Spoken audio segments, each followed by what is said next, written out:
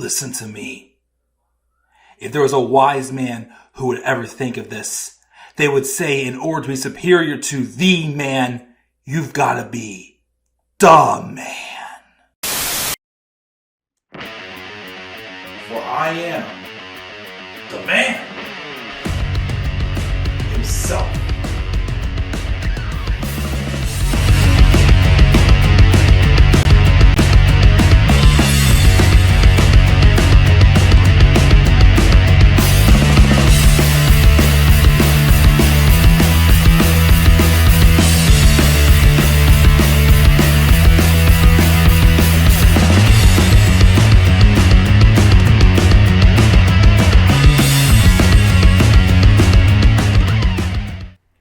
What is going on, guys? This is the Club of the Man 1993, and we're back here again for another review of another WWE 24 special. As this tonight, whatever you want to say it.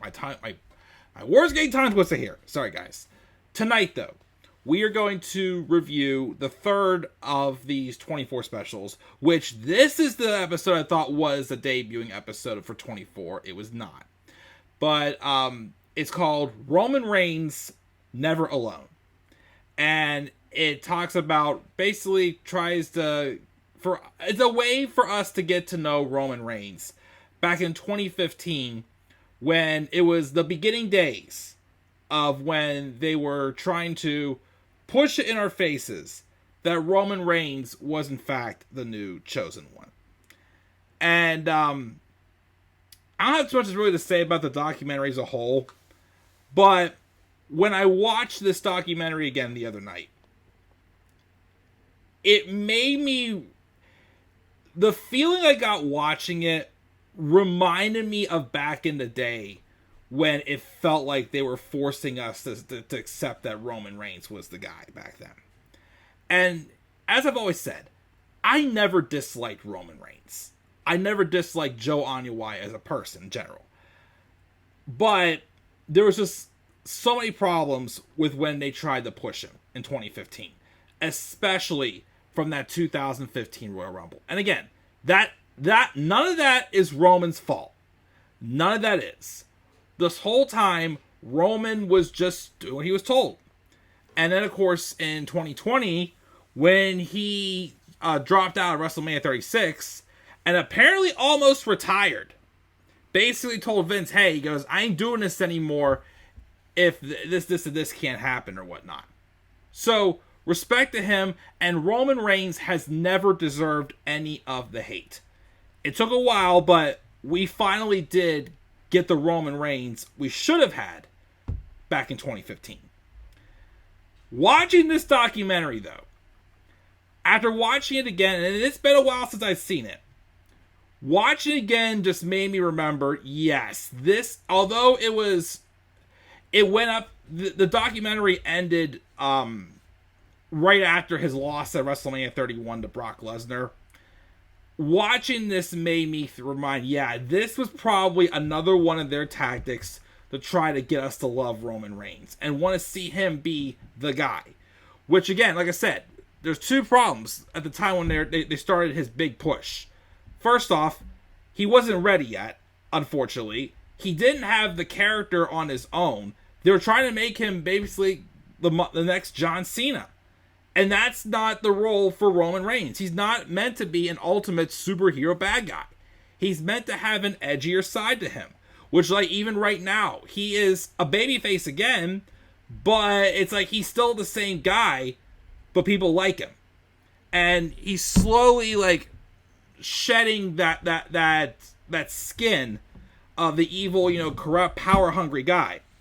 But he's not going to be, like, super soft, suffer and succotash, Jack and the Beanstalk promos like he was during this time. But, like I said, this was basically just another, like, tack they tried to pull to make us fall in love with him instantly and want to accept him as the guy. And also, again, too, the big problem was when they started to get in this mega push, people still wanted to see Daniel Bryan on top. And they basically tried to push Daniel Bryan aside like he was nothing when he came back from his injury at the end of 2014. And that Rumble match happened, but But Most of the first few minutes of this documentary was mainly just showing how much media work Roman was doing during his time from his build between Rumble and WrestleMania. They of course, did talk about when he got booed at the 2015 Royal Rumble. Again, that's not his fault. We weren't booing him. We were booing the company and the creative decisions. And how that was literally, probably I would say, the first time in my time as a wrestling fan, and I had only been a wrestling fan for a little bit over a year at the time, that I felt let down by the company. That's the first time I basically felt Vince screwing with the audience and giving us the big middle finger, saying, screw you, I'm doing whatever I want, whether you like it or not. And like I said, they tried so many things to make... Because I thought it was too, like another prime example. Right after Roman beat Daniel Bryan at Fastlane in 2015, which was an outstanding match, by the way, they had Bryan basically come out and act like Roman Reigns' biggest cheerleader, trying to basically say, hey, your guy likes Roman, why can't you? Again, like I said, it just didn't work. But again, he did a ton of media appearances, and he was only like, what, 29, 30 years old at the time when this happened? He was about the same age as me. I'm 31 now. So, I mean, I'd say, the dedication was shown.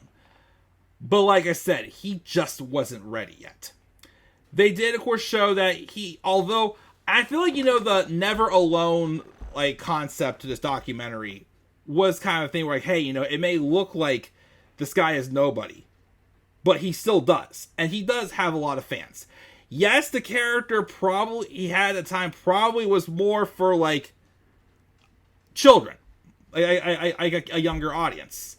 But as I've always said for many years, Roman Reigns, not just Roman Reigns, wrestling, no matter how many times Vince McMahon wants to say that the Attitude Era was a family-friendly product in the docuseries, it was not a family-friendly product. It was not meant to be that. And again, wrestling was never meant to appeal to young kids.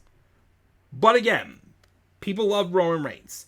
I like the scene where they had him at this autograph signing. He was interacting with this little girl who said she thinks his spear and his Superman punch are cool, which, not gonna lie, I felt the same way too when I first started watching wrestling. I thought, just how explosive and badass he was. I thought that, yeah, this guy definitely is gonna be a world champion.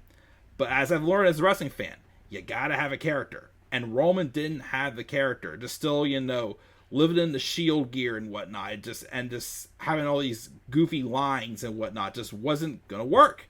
Again, he wasn't ready yet. He hadn't found his niche.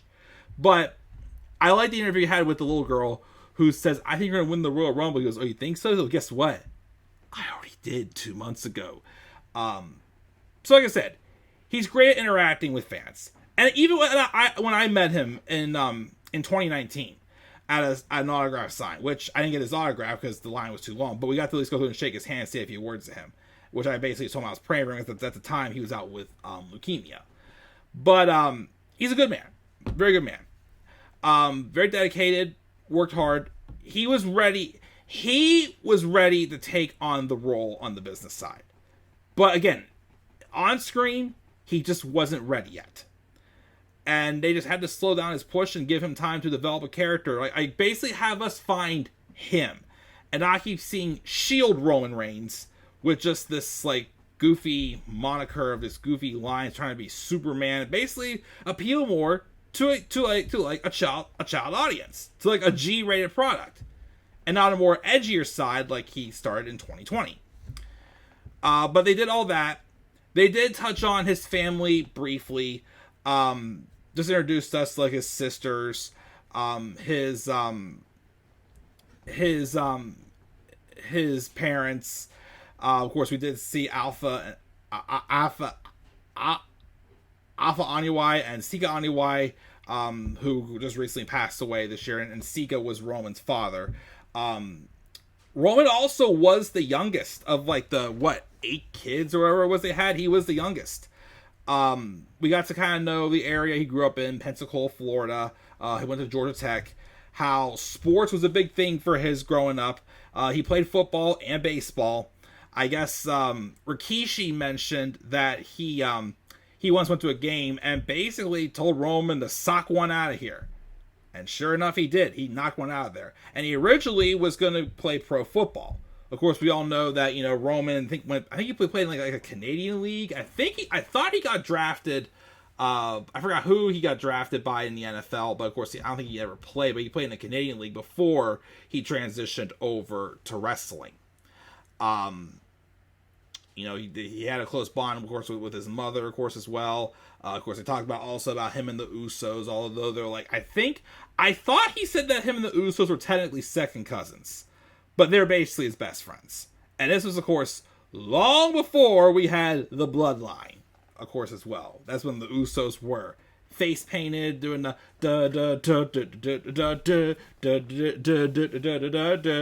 Those Usos were cool, but man, are these Usos now even better. That was long before we saw main event Jey Uso getting a singles push, too. But, they touched on basically all that stuff. Briefly, Roman's childhood, some media appearances, you know, here and there. Again, you know, the backlash. And again, you know, I think after every match, he would text his mom and say, I'm okay or whatnot. And she felt bad that Roman got booed. And I still feel bad that Roman got booed that night. Again, it wasn't his fault. It's just that they were trying to push him at the wrong time, and they made nobody else in that match look like they were worth a damn, unfortunately.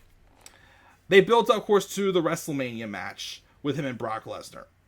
And, you know, I still think out of all the millions and millions of matches they've had, which only 2 of them, I would say, have been really good. There's some, like, the ones... their 2 best ones to me were their first one at WrestleMania 31, and then their last man standing match at SummerSlam 2022, which was their last match, and better be their very last match. Although, again, Brock's probably not coming back anytime soon after his involvement with the Vince allegations, and, of course, what I learned a little more in the docuseries, but, of course, we're not here to talk about that. Go watch the docuseries, my thoughts for that. But, yeah, like, the other ones, when there was Tribal Chief Roman Reigns versus Brock Lesnar, were fine, but all the other ones with heel Brock Lesnar and babyface Roman Reigns before were just terrible. Of course, though, they were trying to make Roman look like a mega babyface with him getting the crap beat out of him by Brock Lesnar, and Roman just laughing off like, is that the best you got? Of course, one of my favorite parts of that match, besides, of course, the ending with the heist of the century, was whenever Brock hit a suplex on Roman, and then you hear him go, "Suplex City, bitch!" which became a classic line he said throughout the years as well. And then we all know, you know, Seth cashes in. But afterwards, and we'll see this more when we get to a couple of, like, the upcoming, like, WrestleMania documentaries where, you know, people who should have gone over certain WrestleMania's matches didn't go over. But it always gets, like, that awkward spot, like, well, I lost, but this, and this. It was kind of with Roman Reigns, like, I didn't win the match, but, you know, I proved that I belonged on top. Because there was, of course, a line that was repeated throughout the night, throughout the documentary of, you know, this is my only chance at headlining WrestleMania. I may never do it again. Ha ha ha! Roman, my friend. Roman Reigns, at, like, what, 29, 30 years old, however old you were in 2015. You have 8 more WrestleManias, probably 9, because he'll probably main event this coming WrestleMania with The Rock. Or even if it's not against The Rock, some way he'll main event this WrestleMania. Since Roman Reigns main evented his first WrestleMania 31, the only 2 WrestleManias he didn't main event were back-to-back WrestleManias. WrestleMania 35, he fought Drew McIntyre in kind of like a cool-down match. And WrestleMania 36, when he was supposed to fight Goldberg, but then he dropped out of that WrestleMania because of the pandemic. And, yeah, he has main evented every single WrestleMania since this one. So, back then, I tell him now, don't worry, Roman, you're in great hands. You're main eventing all the upcoming WrestleManias except for 2. But yeah, like I said, this, not much to really say about the documentary. Like I said, it was fine, but like I said, and they kind of like try to have us get to know Joe Anoai, Roman Reigns from behind the scenes. Like I said, it just felt like another one of those tactics they had back then where they're trying to find some way to force us to accept Roman Reigns as the top guy. And would have this worked? No. It would have made me think, okay, yeah, Roman's a good talent, but I still at the time didn't see him as the guy that they're trying to make us to believe he is the guy. But now he is the guy, and he's a Hall of Famer, and he's also going to be a star in Hollywood once he finishes up with The Rock at WrestleMania 41. Which, of course, also, put it this way, they could have done the match at WrestleMania 31. I'm sorry. When they got the backlash they got, they could have, given Daniel Bryan that win, turned Roman Reigns heel, had him blame The Rock for the backlash he got at the Rumble, and have him fight The Rock at WrestleMania. Ooh, that would have been quite awesome. Although, would it have been as big of a deal as if we didn't have the head of the table, the tribal chief Roman Reigns? I don't know. But yeah, Roman, of course, has come a long way since this documentary was made. And that's all I gotta say, guys. Again, a good episode. I've already said my piece repetitive a couple times in this review, but it is. I think the next one is, it's on NXT TakeOver Brooklyn 1. Because that was the first NXT TakeOver special to take place outside of Full Sail, I believe. So I believe that one's next. We'll talk about it soon. So guys, what are your thoughts on this Roman Reigns Never Alone 24 special? Again, he truly never was alone. It may have seemed like it when the fans rejected him as a top guy, but he still had people who loved him besides his family. He still had his fans. He still had people who supported him. But like I said, not many people wanted to accept him as the guy back then. But we'll talk about NXT TakeOver Brooklyn next time. What are your guys' thoughts on this documentary? Leave your guys' thoughts down in the comments section below. And be sure also, as always, to slap a like on the video and subscribe for more content on my channel. You may follow me on Twitter as well at Club of the Man 93.